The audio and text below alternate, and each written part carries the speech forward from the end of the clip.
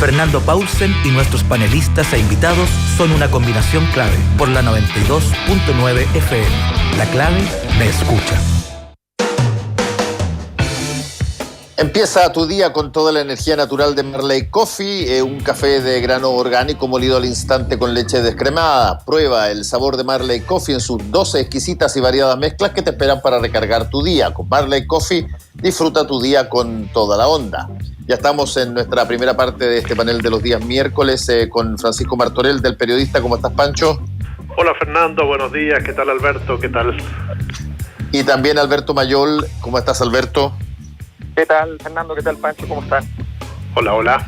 Oye, tenemos aparentemente nuevo precandidato presidencial en la figura del ministro de Hacienda, que se suman a los candidatos que han aparecido en lotes de partidos y más los que habían provenido desde el gabinete, como el caso de Sebastián Sichel o Mario Desbordes. ¿Cómo están viendo ustedes esa posibilidad? ¿No le gustó mucho a mucha gente de la derecha, digamos, que considera que no se puede ser candidato y ministro de Hacienda simultáneamente? Lo que tenemos son candidatos y lo que tenemos es espacio todavía para que aparezcan candidatos, ¿no, Fernando? Sí, yo creo que por lo menos faltan unos 10 a 12 más todavía. El otro día cuando comentábamos eso de que con candidatos con tan baja aprobación o con tan baja puntaje en las encuestas, está abierto para que cualquier operación así rápida, bien pensada, planeada y llevada a cabo, te ponga rápidamente un candidato nuevo en escena. Lo vimos en el caso de Paula Narváez, que surgió y su nombre supuestamente concitó adhesión en muchos sectores, hasta está permeando al Frente Amplio. Y ahora con esto de Evópoli, que yo creo que más que molestos por la situación de lo que significa que en el último periodo de un gobierno que está golpeado, que tiene dificultades, que está enfrentando situaciones para las cuales ni siquiera estaba preparado, le saquen al ministro de Hacienda, es que también su figura es bastante más atractiva, por lo menos así la sienten en algunos sectores de RN y en la UDI, que muchos de los que están corriendo. Entonces es muy probable que si él se va del gabinete en estos días, aparezca rápidamente ahí, muy bien posicionado entre los presidenciables del sector, lo que introduce una variable complicada. Ayer se corrió muy fuertemente que este domingo habría novedades, digamos, sobre eso. Alberto. Sí, yo creo que, no sé, a mí me da la impresión de que hay una especie de pulsión, diría Freud, una pulsión tanática en el sistema político, en el sentido siguiente. La pulsión tanática es la pulsión de muerte, no es la pulsión de muerte trágica, es la pulsión de muerte lenta, esa cosa media depresiva de echarse, de hacer aquellas cosas que lentamente te van desgastando cada vez más, así como se murió el Partido Radical, como se está muriendo la ADC. A eso se refiere uno con este tipo de situaciones. Y a mí me da la impresión de que hay una incapacidad del sistema político de poder enfrentar el proceso histórico, y entonces empiezan a aparecer como formas de gestión. Es la enfermedad de la gestión que hay en Chile, además, que tiene mucho que ver con esta lógica de los ministros de Hacienda, ¿no? Que es la idea de que todo lo que existe debe ser gestionado. Y la verdad es que en las sociedades, no solo en la política, en las sociedades, no solo existe la gestión, también existe la creación. A mí me llama mucho la atención, porque yo entiendo Evópoli desde el punto de vista de la jugada corta. O sea, ellos necesitan una candidatura presidencial para mantener el partido fuerte, para poder hacerlo crecer un poco más, para gestionar el momento. Pero ¿cuál es el significado histórico? ¿Qué significa en un momento como este, para Chile? ¿Qué significa este nombre? ¿Y qué significa? No estoy hablando en contra de Belén, estoy hablando en general. ¿Y qué significa este otro nombre? ¿Y qué significa este otro nombre? ¿Y qué significa? O sea, podemos agarrar los 30 nombres y decir qué significan, qué significado tienen. Porque uno podía entender en la elección anterior el surgimiento de Beatriz Sánchez con un significado, incluso un significado que superaba con creces probablemente la misma capacidad de producción de ese significado por parte de la candidata y de la coalición que la llevaba, pero el significado histórico era explícito, era evidente, una coalición política nueva, capaz de renovar la decadente coalición de centroizquierda histórica de los últimos 30 años. Bueno, ¿cuál es el significado histórico de esto? Nada. Entonces, por eso estamos viviendo literalmente en un escenario de darwinismo avanzado, donde sencillamente estas criaturas nacen y mueren con velocidades sorprendentes, o sea, en par de semanas y sin que vaya pasado nada, simplemente se torna catastrófico. Entonces, creo que no va a servir, no va a tener son nombres que no significan nada en ese sentido. Sí, bueno, yo he dicho varias veces en el programa que una de las cosas que tiene como característica principal en muchas de las apariciones, independientemente de a qué lado del espectro, saltan, es que tú tienes nombres más que ideas. No se sabe muy bien qué representa una cosa u otra. Quizás la excepción en ese sentido, en términos bastante noticioso, fue cuando un nombre, como es el caso de Joaquín Lavín, plantea que lo que se necesita es una situación futura más cercana a la socialdemocracia europea. Porque ahí sí que tú tienes que automáticamente anclarte en ideas de cómo está organizado un sistema de ese tipo. Pero en general, las personas hoy día son básicamente su imagen. Claro. No se sabe las ideas que tienen. Claro, yo creo que ahí hay unos puntos que tú dices que es súper importante. Yo creo que efectivamente Joaquín Lavín le dio un contenido, o sea, dijo una frase que tenía un contenido histórico importante. Es decir, se termina el neoliberalismo en manos, además, de uno de sus creadores. Joaquín Lavín es uno de sus creadores desde el punto de vista de la construcción política del proyecto.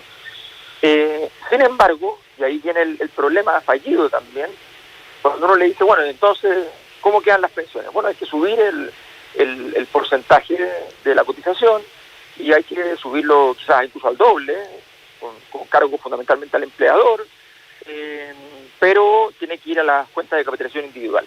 Ningún país socialdemócrata que yo conozca tiene ese modelo y con un sistema de AFP privado, en fin. Eso no existe en ese tipo de país. Entonces se pierde ese contenido en la medida en que no está anclado a las políticas públicas justamente, pero al menos era una referencia con contenido, con significado histórico. Pancho. Sí, lo que yo veo es que en general los partidos hace bastante tiempo que renunciaron al debate, a la discusión, a los proyectos ideológicos. Eso está claro y lo sintetizó muy bien Alberto. Y en ese marco lo que hay es búsqueda de negociaciones o nombres que te permitan imponer más gente o tu gente en las listas y poder mantener los partidos.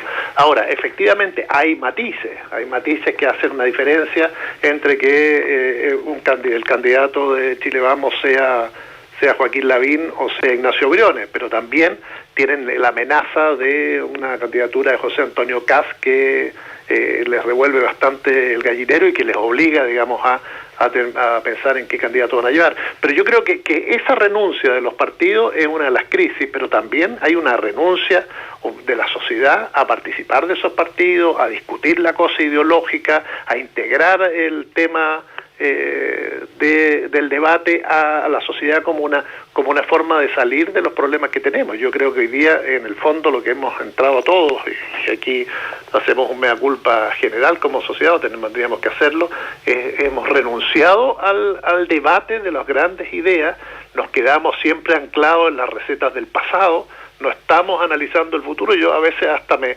causa un poco de gracia en los últimos días la cantidad de gente que dice, si uno toma a los 2.000 y tantos, no sé cuántos son, 18.000 candidatos, esos que vamos a tener en las próximas elecciones, y los discursos son similares, casi todos dicen, vamos, estoy ahí porque quiero construir la Constitución de los próximos 40, 50 años, ya. Esa es una idea matriz, pero qué contenido va a tener esa Constitución. Yo no lo estoy viendo, no estoy viendo que ese debate esté presente ni en los candidatos ni en los partidos, con pequeñas cosas que son muy pragmáticas, de articulado, de ciertas cosas, pero en el fondo lo que no sabemos es cómo va a ser el país dentro de 20 años, cómo va a ser el mundo dentro de los próximos 10 años, y hablamos de que vamos a construir una Constitución en los 40 o 50 años. Ojo, además es un plazo demasiado largo para una Constitución. En la situación en que hoy estamos. Es decir, hoy cuando analizamos cifras, vemos lo que está pasando en el mundo, vemos el tema de la pandemia, la crisis económica, bueno, ni hablar de los debates que se están produciendo al interior de Estados Unidos o lo que pueda pasar hoy cuando asuma Biden en este día tan particular. Hay tantas cosas que nos están pasando que si no le ponemos contenido a estas declaraciones, ojo, vamos a tener más de lo mismo, no vamos a salir de los problemas que nos presentan, y yo efectivamente aquí creo que lo que le debemos exigir a cada uno de los que aparecen en escena es que empiecen a contar su ideario, qué tipo de país quieren, con qué características, cómo ven el futuro y cómo vamos a enfrentar los problemas cruciales, ya no con recetas del pasado, sino con la receta que nos exige el futuro. Sí, a eso me refería yo cuando digo que en general, cuando tú estás con ausencia de ideas, la oferta política tiene que ver con caras, tiene que ver con rostros y con, qué sé yo, posiciones, más que con un debate ideológico, como tú decías. Pero tarde o temprano ese debate ideológico tiene que llegar, porque finalmente en las democracias y en el clinch político, lo que tú realmente estás haciendo competir son ideas de país. Eso también es lo que va a pasar inevitablemente en una convención constitucional, donde tú, a través de ideas de país, cómo se distribuye el poder y todo lo demás, generas una norma básica, elemental para todos los ciudadanos. No tengo duda de que ese momento va a llegar, pero lo que me sorprende por ahora es que haya una ausencia tan feroz de encarnación de ideas y una presencia tan que aparece cada semana, un nuevo candidato de rostros, básicamente.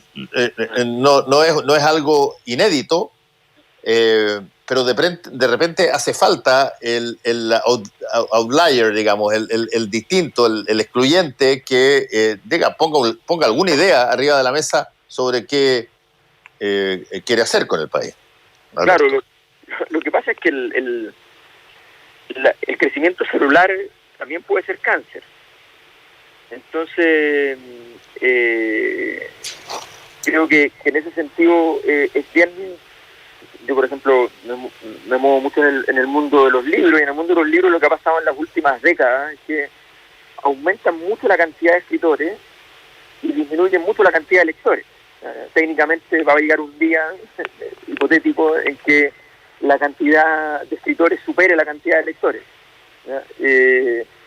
Eso evidentemente significa que la escritura como actividad doble, que tiene escritura y lectura, está en una situación de crisis. Eso es lo que significa. No obstante, haya mucha producción, que podría uno en principio verlo como una señal de vida. Eso es lo mismo. O sea, en este momento tenemos muchos candidatos, y resulta que finalmente eso tiene que llegar a que la historia se deposite en uno de esos nombres. Y todos sentimos en el fondo que efectivamente no parece muy, que obviamente alguien va a llegar, alguien va a ganar, pero pareciera, era como la sensación de que en realidad ninguno de esos nombres podría ganar. Y eso es una señal muy compleja, porque significa fundamentalmente que estamos en un vacío, estamos en una situación donde sencillamente no somos capaces de hacernos cargo del proceso histórico que nosotros mismos nos hemos procurado. Y en ese contexto donde yo creo que la falta de conciencia de que hay que tener una respuesta, ¿ya? Porque uno dice ya, ok, estas cosas pasan, y y uno es lo que es uno es lo que es como persona y uno es lo que es como sistema político y es lo que puede ofrecer, ¿ya? Y estamos todos tratando de ofrecer lo mejor que podemos. La pregunta es, ¿se está ofreciendo realmente lo mejor que se puede? ¿Se está tratando de hacer algo que responda a los enormes desafíos que se está planteando Chile hoy día? Este festival de rostros servirá para que efectivamente esto en algún momento encuentre un camino, o sencillamente nos va a bloquear la posibilidad de avanzar hacia alguna clase de solución. Yo creo que en ese contexto el escenario es, a mi juicio, bastante negativo. Es cierto que tenemos una oportunidad muy grande a través de la Convención Constituyente, cosa que es evidente que ha tomado una relevancia enorme y un significado grande, pero también es complejo depositar en un lugar donde tiene que llegarse a un texto definitivo, someter a ese espacio de deliberación a la capacidad de solucionar no solo el texto definitivo, sino todo lo demás. O sea, obviamente la Convención Constituyente no puede discutir el modelo de desarrollo de Chile. Ahora, sí, Alberto y Pancho, una cosa que se ha visto en todo lo que fue el año pasado y que probablemente tiene un carácter también de extraordinario respecto de lo que había venido pasando, sobre todo a la hora de votar, es un interés muy, muy grande de la ciudadanía en participar en aquellas cosas que van a afectar su vida.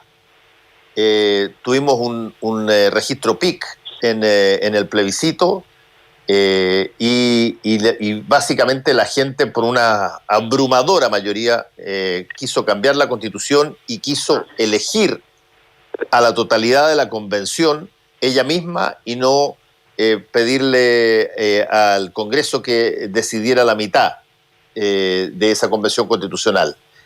Habla de un sentido de apropiarse, si tú quieres, de la soberanía básica, que es la soberanía de la ciudadanía, de, ¿sabes qué? Yo pongo a las personas que quiero que me representen y quiero tener que ver en esto y no ser apartado después y solamente darme una información una vez al año al respecto de lo que pasa.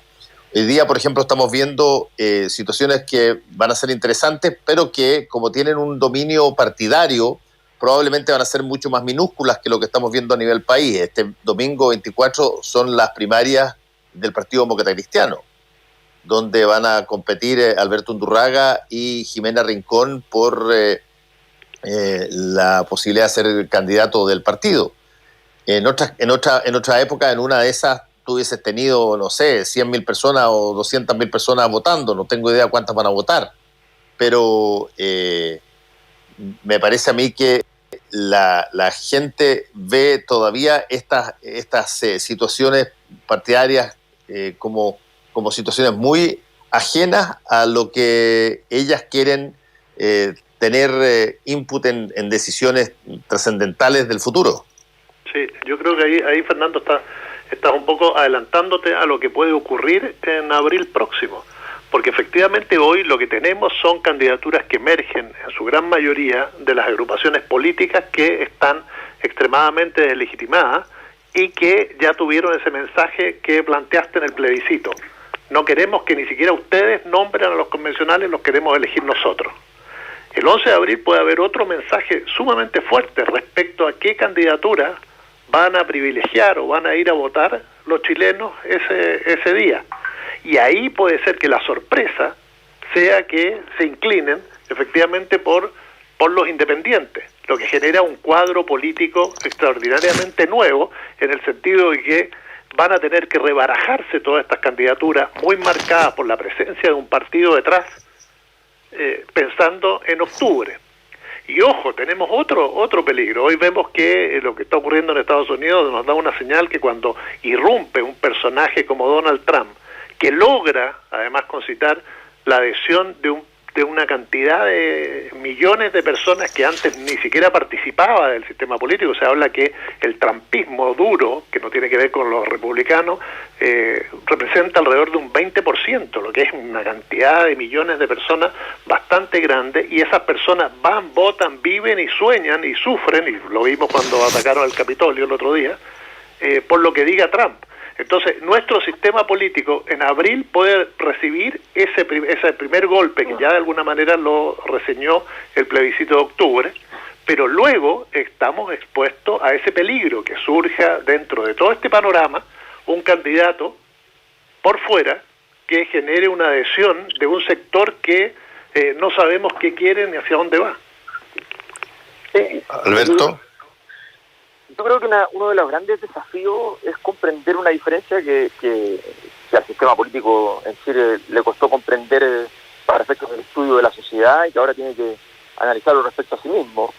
Y es que una cosa es el análisis que uno hace con los datos a partir de situaciones relacionales, en comparación unos con otros, y otra cosa es el análisis que uno hace en términos absolutos respecto a un fenómeno. Me explico.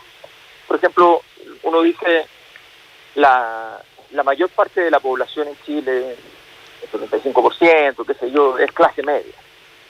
Entonces, perfecto, uno va y dice que es clase media, entonces personas que no están en la pobreza de acuerdo a los indicadores, entonces tú tienes hogares de 300.000 pesos para 4 personas que no son pobres y son clase media. La pregunta que viene después, y que es la que nunca se quería contestar, porque esta pregunta se contestaba así, tal cual, la que no se quería contestar era, bueno, ¿y qué significa vivir con 300.000 pesos para 4 personas? ¿Cómo se vive en esas condiciones? ¿Cómo podemos describir una vida al respecto?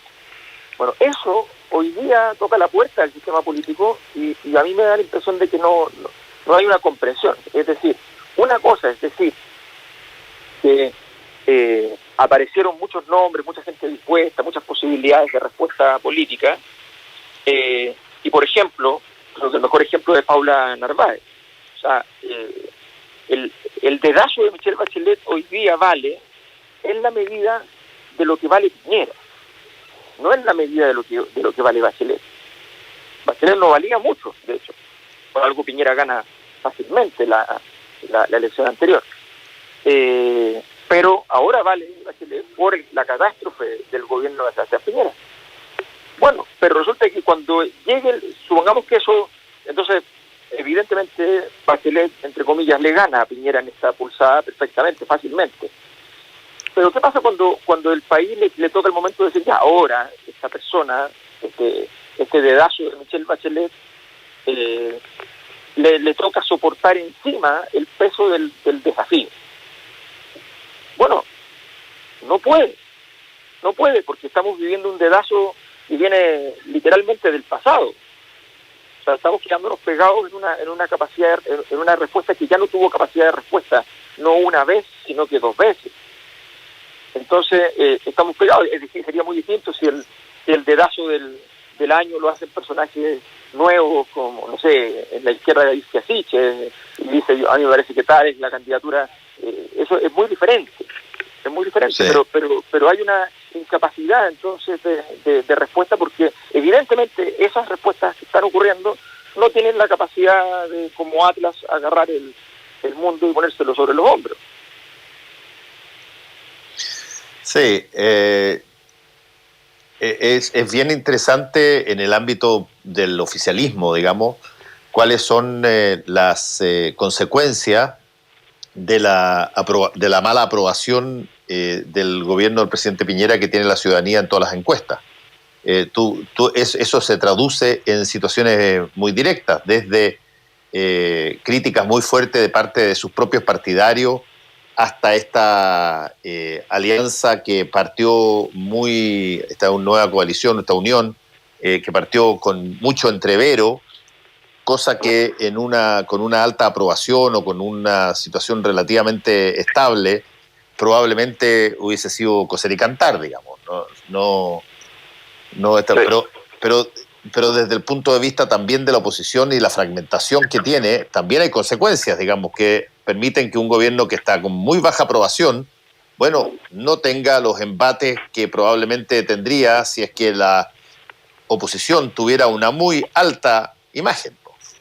Tanto así, Fernando, que hay 2 precandidatos que salen del gabinete, o uno por lo menos ya salió, que es Mario Desbordes, y el otro, eso es impensable en un gobierno con tan baja aprobación, y se está dando.